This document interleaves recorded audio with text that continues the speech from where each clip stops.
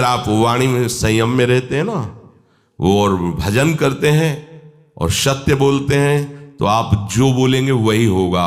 श्रवणेंद्री से गंदी बातें सुने, वाणी से गंदी बातें बोले, रसेंद्री से गंदा भोजन करें और सोचे ब्रह्मचर्य रह जाएंगे, तो बिल्कुल नहीं, कदापि नहीं। ब्रह्मचर्य कोई खिलवाड़। अब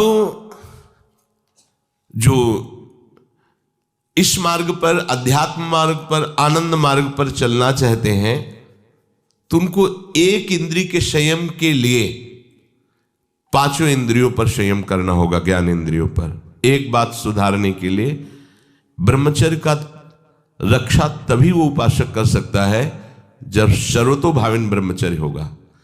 एक जनेन्द्रीय के ही ब्रह्मचर्य की पुष्टता का जब आप लक्ष्य कर लोगे, तो उसकी पुष्टता के लिए आपको सर्वतोभावेन ब्रह्मचर्य धारण करना पड़ेगा।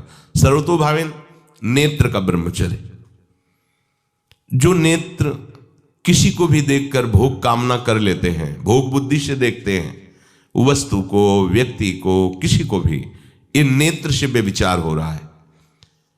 इसीलिए सावधान रहना चाहिए। जैसे नाटक, सिनेमा आदि हैं, वहां तो जान रहे हो चित्र हैं, पर उनमें जो अभिनय करने वाले जन हैं वो तो संसारी जन ही है ना। उनका पहनावा, ओढ़ावा, हाव भाव, अंग प्रत्यंग, अगर आप भगवत भाव से युक्त है तो संपूर्ण सृष्टि में कहीं भी दृष्टि जाए अपने प्रभु की भावना होती है। पर वहां तक पहुंचने के लिए आपको ये त्यागना होगा ना। आप किसी का अनुकरण न करें, आप अपनी स्थिति को देखें। अगर आप किसी का अनुकरण करते हैं कि हमने उनको देखा है, वो टीवी देख रहे हैं, तो टीवी में क्या देख रहे हैं, कहाँ स्थिति है, हमें क्या पता। हमको जहां पहुंचना है उसके लिए हमारे लिए बाधक है, हमें नहीं देखना है।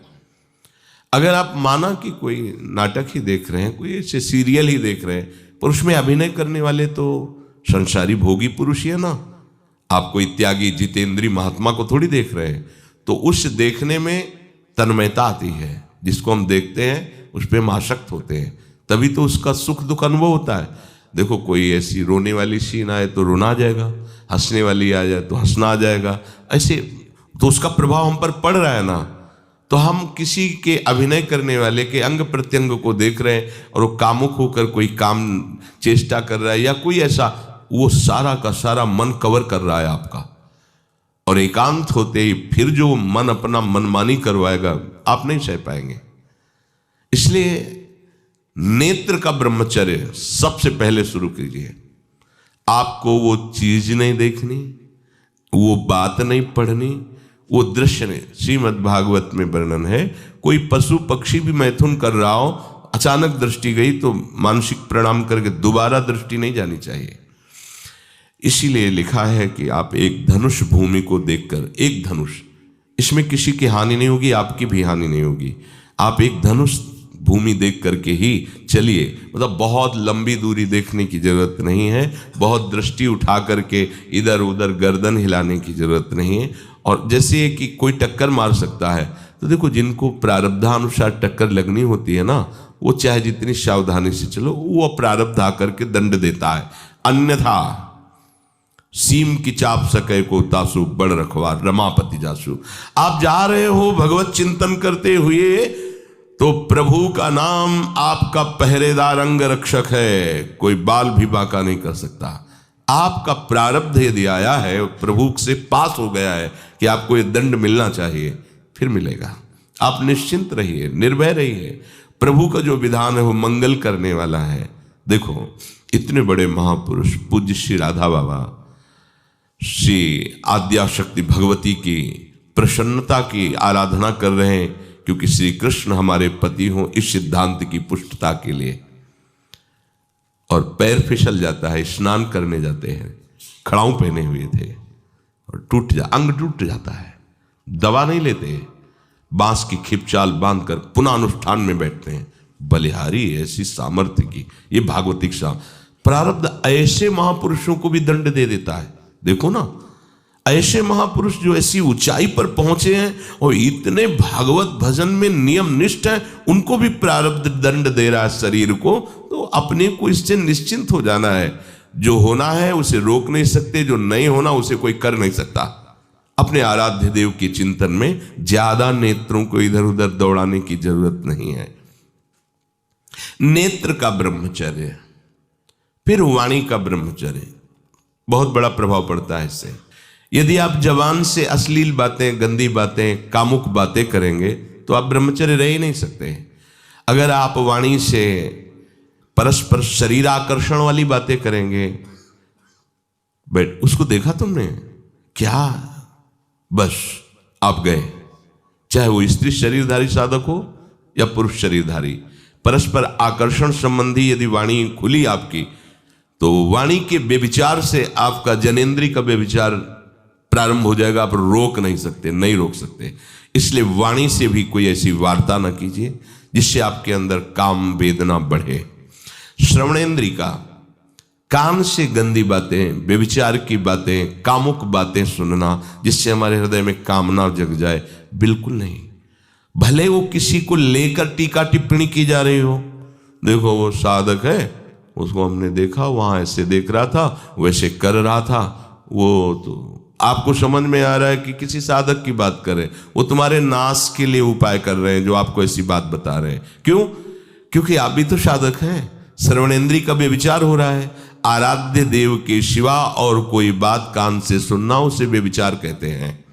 इसलिए महाप्रभु कहते श्रवण फूटो जो अन सुनो। ऐसा हमारा अगर कान कुछ और सुने तो फूट जाए, नेत्र कुछ और देखें तो ये नेत्र नष्ट हो जाए, वाणी कुछ और बोले तो मुख हो जाए। हमारी श्रवणेंद्री का व्यभिचार नहीं होना चाहिए। धर्म की बात, अपने आराध्य देव की बात, शास्त्र सम्मत बात हम श्रवण करें। अन्यथा अगर कोई ऐसा मित्र है या हमारा साथ में रहने वाला है, कोई किसी भी साधक की को लेकर बात कर रहा है, तो भी हमें कान में उंगली डाले नहीं। हम कोई ईश्वर थोड़ी कि हम किसी को संभाल लेंगे, हम अपने को नहीं संभाल पा रहे। हमारे सामने किसी की बात मत करो, ऐसी करना है तो प्रभु की चर्चा करो, अन्यथा मत करो। तो अगर आप श्रवणेंद्री का ब्रह्मचर्य, वाकेंद्री का ब्रह्मचर्य, नेत्रेंद्री का ब्रह्मचर्य और त्वगेंद्री का ब्रह्मचर्य, अनावश्यक किसी को स्पर्श मत करो। परस्पर विरोधी शरीर को तो भूल कर मत करो। विरोधी शरीर जिससे हमारा पुरुष शरीर है, सामने स्त्री शरीर है, तो किसी भी तरह से सेवा के लिए संकेत करना या किसी भी सेवा के लेन देन में बचाव पक्ष में रहो। यहां रख दीजिए सामान, फिर आप उठा लीजिए। सीधे हाथ में सामान लेना नहीं, सीधे हाथ में सामान देना नहीं, जमीन में रख दीजिए। बहुत पवित्र है तो आप कुर्सी पे जो भी आसन उसका हाथ में लेने का नहीं। परस्पर विरोधी भाव वाले शरीरों का स्पर्श बिल्कुल निषेध है, किसी भी कारण से न किया जाए। मान लीजिएगा ये बहुत मतलब आवश्यक है, यदि आप इसमें चूक कर गए तो धीरे धीरे आप फिसल के वहीं खड़े हो जाएंगे जहां से चढ़ना मुश्किल है।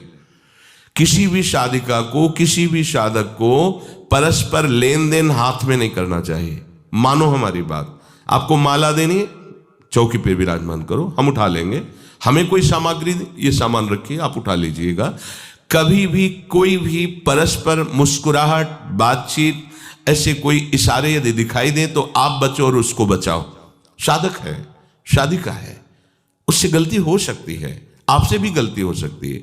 आप सत्संग सुनते हैं, आपको लगा कि इसकी मुस्कुराहट, इसकी कुछ चेष्टा ऐसी दिखाई दे रही है जो हमारे अंदर कामुकता पैदा कर सकती है, उसको भी बचाओ और स्वयं बचो, तो भगवान आप पर प्रसन्न हो जाएंगे। वो देख रहे हैं अंदर की बात। साधक को बहुत सावधान रहने की आवश्यकता। ये इसको खिलवाड़ मत समझो, इसीलिए कह रहे हैं ये अध्यात्म है, ये परमार्थ है। आपको लगेगा नहीं कि क्या हुआ, मैं कहां भ्रष्ट हुआ, ऐसी जगह खड़े हो जाओगे कि जान भी नहीं पाओगे कि मैं कहां चढ़ रहा था, दोबारा उत्साह भी नहीं आ पाएगा। बात अच्छे से समझ लीजिए। तो हमारी त्वगेंद्री का व्यभिचार ना होने पावे। सहसा किसी का इस पर, किसी की भी अगर सेवा करने का सौभाग्य मिले, फिर उसमें ये प्रश्न नहीं उठता। अगर कोई गिरा पड़ा है, भला ऐसी स्थिति में कि मुझे अत्यंत आवश्यक है उसे उठाना, अगर नहीं उठाते तो वो कष्ट पा रहा, अचानक कोई गिर जाए, फिर हम ये नहीं देखेंगे, फिर ये हम सूत्र नहीं स्वीकार करेंगे कि अब हम तो ब्रह्मचारी हैं, अब हम खड़े खड़े देख नहीं। उसको अत्यंत आवश्यकता है हमारी। अब उस समय हम भूल गए अपने आप को और उसको उठा करके अगर हमें अस्पताल ले जाना, अस्पताल ले जाएंगे, जरूरत है हम उसकी सेवा करेंगे। सावधान। वो भगवत भाव से की हुई सेवा तुम्हारे अंदर आध्यात्मिक शक्ति पैदा करेगी, काम भावना नहीं पैदा करेगी। हमारी माँ बीमार हो और हमें उसे पता चला कि शौच कर दिया है, हमें शौचाना पड़े, हमें उसका मल धोना पड़े, तो क्या हमें काम जागृत हो जाएगा? क्या मेरी माँ है। हमारी बुद्धि कभी ऐसी नहीं होगी। आपका पिता है और आप लड़की हो, कोई दूसरा रह नहीं गया और वो बीमार है, आपको ऐसी क्या काम जागृत हो जाएगा? क्या अगर ऐसी सेवा में काम जागृत होता तो कोई नर्स ही अस्पताल में नहीं होती। हर सेवा उसको करनी होती है, नर्स को, चाहे वो स्त्री शरीर हो चाहे पुरुष शरीर हो, परस्पर विरोधी शरीरों की सेवा, पर कहीं काम थोड़ी जागृत होता, क्योंकि उसको अपने सेवा धर्म से मतलब है। तो ये सेवा के समय इस सूत्र को न देखा जाए, पर ध्यान रखें, अत्यंत आवश्यक जहां आपके सिवा नहीं हो सकता, वहां अगर हमें ऐसा अवसर मिलता है कि सेवा उसे हो सकती है, तो हम पहले उसे प्रेरित करेंगे। और अगर ऐसा है कि अब कोई नहीं है, फिर हमारा परम धर्म जागृत हो जाता है परहित का। अगर हमारा कोई निंदा भी करे, कोई शरीर की भी हानि हो जाए, अब हम परवाह नहीं करते। परहित सरिस धर्म नहीं भाई, इससे बड़ा कोई धर्म नहीं है। पर ध्यान रखें, भगवान को साक्षी करके ये उस समय की बात है जहां बिल्कुल कोई अब गुंजाइश नहीं रह गई है। त्वगेंद्री को ऐसे सहसा किसी आप पुरुष शरीरधारी पुरुष को भी सहसा इससे आप में शक्ति जागृत होगी। यदि आप वाणी को मौन रखते हैं और भगवान नाम जप करते हैं और सत्य बोलते हैं, तो आप जब कभी जो कुछ भी बोलेंगे वैसा ही सत्य होगा।